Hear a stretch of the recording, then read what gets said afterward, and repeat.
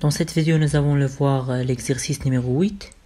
Donc, soit E égale à l'intervalle ouvert 0 plus l'infini. Pour tout x, y appartenant à E, on pose l'application T qui associe le couple x, y à la valeur absolue de ln de x moins ln de y. Vérifier que T est une distance sur E. Donc, pour montrer ça, c'est juste une application directe de la définition du distance. Donc, pour tout x, y, z appartenant à E, on a la distance entre x, y égale à 0 si x égale à y, parce que la distance entre x et y égale à ln de x moins ln de y, la valeur absolue de ln de x moins ln de y, ce qui implique que si x égale à y, donc d de xy égale à ln de x moins ln de x, ou bien ln de y moins ln de y, et ça égale à 0. Donc c'est clair. Voilà, donc ln de x moins ln de y de x, ça est nul. Pour la deuxième condition, on a la distance entre x et z égale à la valeur absolue de ln de x moins ln de z. On applique maintenant l'inégalité triangulaire. Donc, on retire ln de y, on ajoute ln de y et on applique l'inégalité triangulaire. Voilà. Donc, c'est la valeur absolue de ln de x moins ln de y plus ln de y moins ln de z. Et ça, c'est inférieur ou égal à ln de x moins ln de z de y plus ln de y moins ln de z. Et ça, c'est la distance entre x et y. Voilà. Et ça, c'est la distance entre y et z. Voilà, donc on trouve que la distance entre x et z est inférieure ou égale à la distance entre x et y plus la distance entre y et z. Pour la troisième condition, on a la distance de x et y égale à la valeur absolue de ln de x moins ln de y, qui est égale à la valeur absolue de moins ln de y moins ln de x. Voilà, et ça c'est la distance entre y et x. Donc la distance entre x et y égale à la distance entre y et x. Ainsi, D est une distance sur E. Distance sur E. Donc, pour la deuxième question, on montre que la distance usuelle sur E est équivalente à la distance D. Donc, on note D' la distance usuelle. Et donc, soit epsilon strictement positif, la continuité de la fonction ln de x montrait qu'il existe un alpha strictement positif, tel que, donc, c'est juste la définition de la continuité en x0. Donc, la valeur absolue de x moins x0 inférieure à alpha implique que ln de x moins ln de x0 inférieur à epsilon. Donc, pour tout epsilon strictement positif, il existe un alpha strictement positif. Voilà, donc la norme de x moins x0 inférieur à alpha implique que ln de x moins ln de x0 inférieur à epsilon. C'est-à-dire que d'après la définition du distance, ça, c'est-à-dire que D', la distance usuelle D' entre x et x0 inférieur à alpha implique que la distance D entre x et x0 inférieur à epsilon. Maintenant, on suppose que la fonction ln est continue et on montre qu'il existe un alpha strictement positif tel que ln de x, tel que la valeur absolue de ln de x moins ln de x0 inférieur à alpha implique que la distance usuelle entre x et x0 inférieure à epsilon. Voilà. Donc inversement, soit epsilon strictement positif, étant donné la continuité de la fonction exponentielle, montrant qu'il existe un alpha strictement positif tel que la valeur absolue de ln de x moins ln de x0 inférieure à alpha implique que la distance usuelle entre x et x0, la d' de x, voilà, inférieure à epsilon. Voilà. Donc l'objectif c'est de montrer que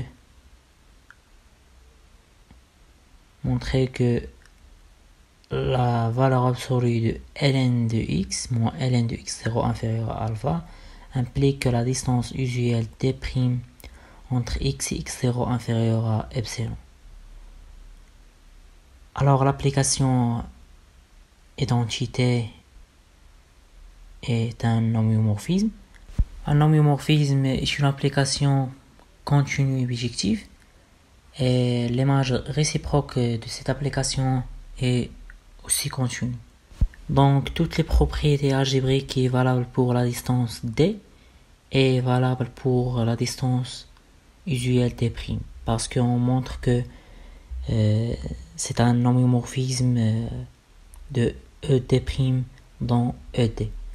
Maintenant pour la troisième question, montrons que ed n'est pas complet. On suppose la suite 1 sur n, c'est une suite de Cauchy dans l'espace métrique ed', menu de l'espace menu de la distance usuelle. C'est une suite de Cauchy, mais cette suite de Cauchy ne converge pas dans ed'. D'où ed', c'est-à-dire l'espace métrique menu de la distance usuelle, n'est pas complet. Voilà. Donc, une chose qui utilise comme évident, mais que j'ai pas dit. Donc, je vous rappelle la définition de la complétude. Définition de la complétude. Définition de la complétude. Voilà. On dit qu'un espace métrique est complet. On dit qu'un espace métrique est complet si toute suite de Cauchy converge dans E. Si toute suite de Cauchy converge dans E. Voilà. Donc, ça c'est la définition de la complétude. Toute suite de Cauchy converge. Si on suppose une suite de Cauchy et on montre que cette suite est convergente, donc l'espace est complet. Et pour la suite de Cauchy, donc, on dit que par exemple xn est une suite de Cauchy. C'est seulement si pour tout epsilon strictement positif, il existe un rang n appartenant à n. Pour toute p et q supérieur à n, on a la distance entre xp et xq inférieure à epsilon. Voilà. Pour la quatrième question, donc est-ce que la suite 1 sur n converge dans l'espace métrique menu de la distance d? Et est-ce que cette suite est de Cauchy dans l'espace métrique, c'est-à-dire l'espace menu de la distance d? Voilà, donc elle est une suite de Cauchy dans E D. Voilà.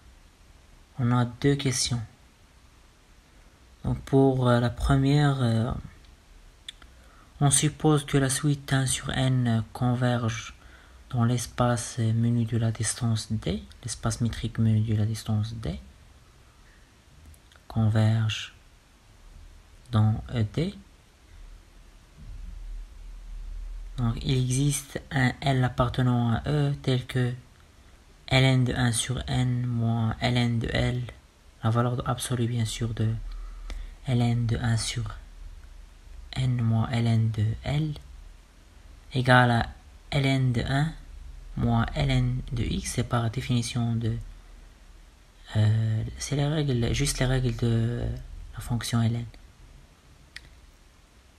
Ça c'est ln de 1 sur n moins ln de L, et ln de 1 est nul, égale à la valeur absolue de moins ln de x plus ln de L, égale à la valeur absolue de ln de x plus ln de L, et ça c'est tend vers 0 quand n tend vers a plus l'infini. Alors 1 sur n il diverge, donc n'est pas converge dans R. Alors on a ln de x plus ln de L converge vers 0 quand n tend vers a plus l'infini, tend vers 0 quand n tend vers plus l'infini. Alors 1 sur n il diverge dans R. Voilà, donc maintenant on suppose que 1 sur n soit une suite de Cauchy. Voilà. On suppose que 1 sur n est une suite de Cauchy. Une suite de Cauchy.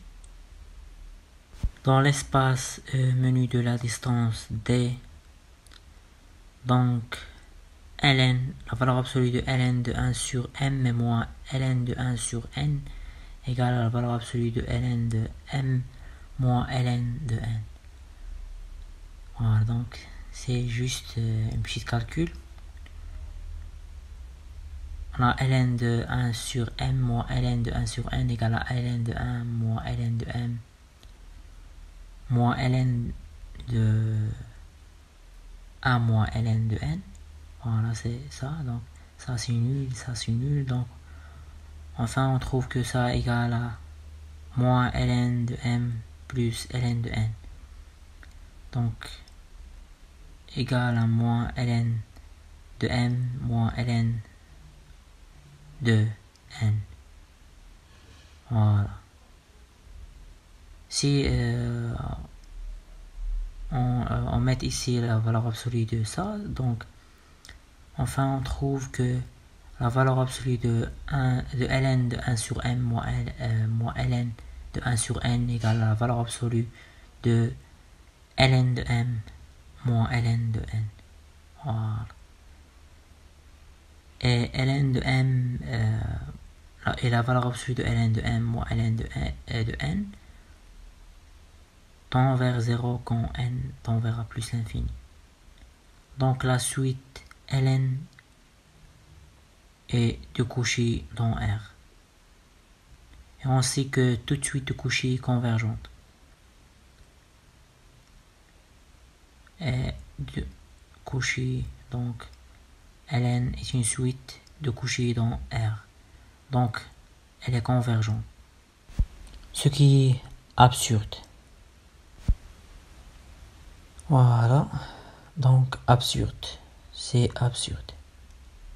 Maintenant on passe à la question numéro 5. Montrer que l'espace métrique ED est complet, c'est-à-dire l'espace menu de la distance D est complet. Donc soit xn, on suppose qu'il existe une suite xn de Cauchy d'éléments de E, avec E menu de la distance D. Donc on a ln de xm moins ln de xn converge vers 0 quand n tend, et m tend vers a plus l'infini.